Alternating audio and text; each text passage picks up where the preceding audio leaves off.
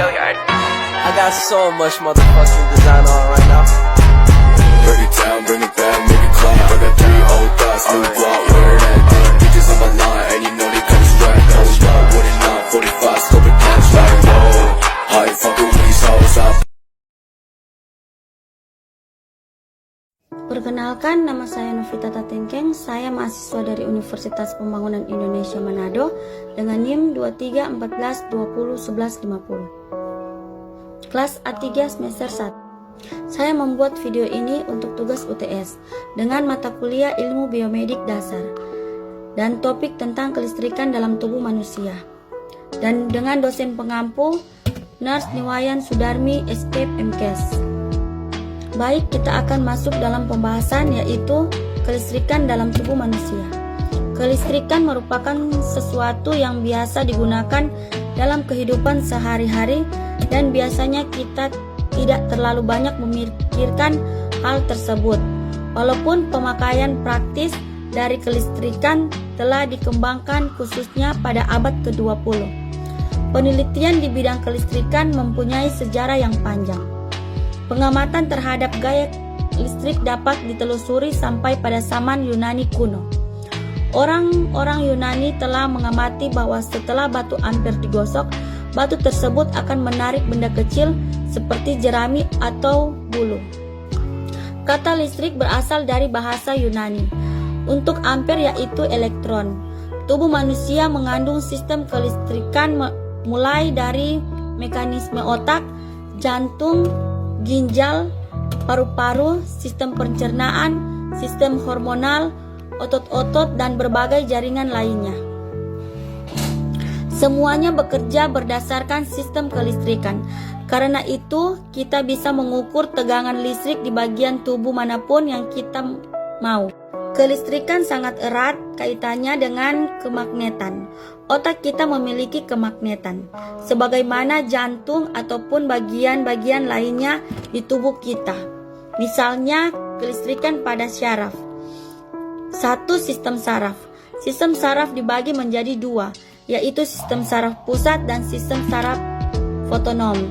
Sistem saraf pusat terdiri dari otak, medula spinalis, dan saraf perifer. Saraf perifer ini adalah saraf yang mengirim informasi sensoris ke otak atau ke medula spinalis. Disebut saraf eferen.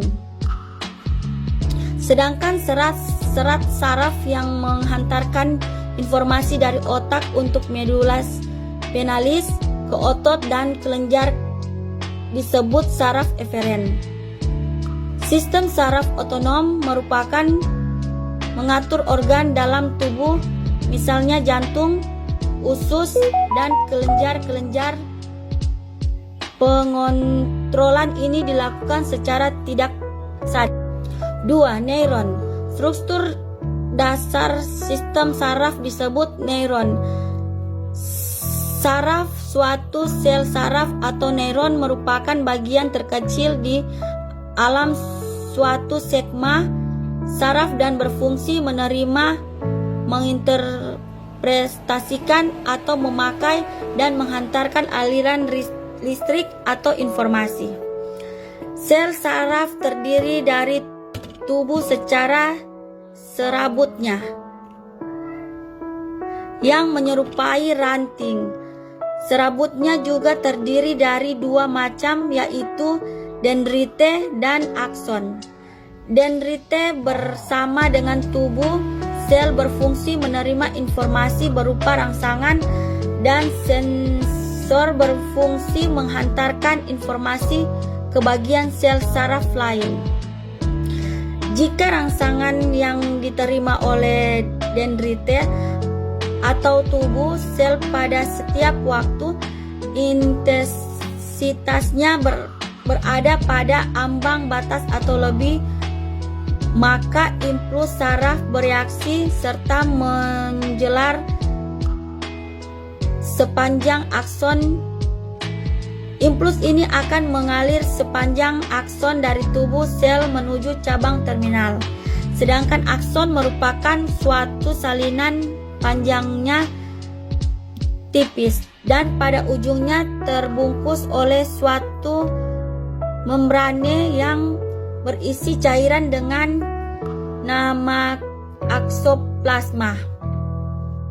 Sesampainya impuls saraf pada terminal, suatu substansi saraf penghantar dilepaskan dan akan menyampaikan impuls ke penerima di sel berikutnya. 3. Rangsangan sel saraf. Potensial sel saraf dalam keadaan istirahat dapat diganggu oleh rangsangan listrik, kimi maupun mekanik.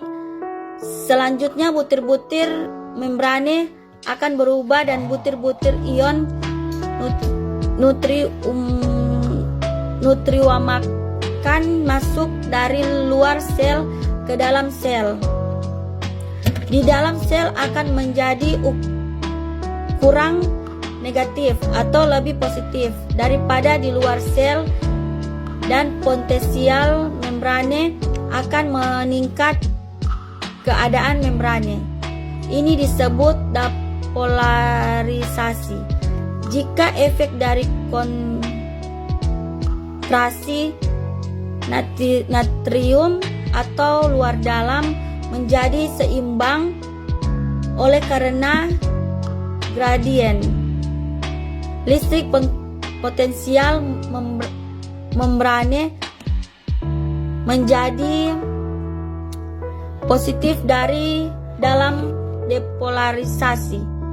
Berakhir saluran natrium kemudian menutup kembali. Saluran kalium merespon perubahan polaritas membrane setelah pembukaan natrium dengan mengirimkan kalium keluar dan natrium ke dalam.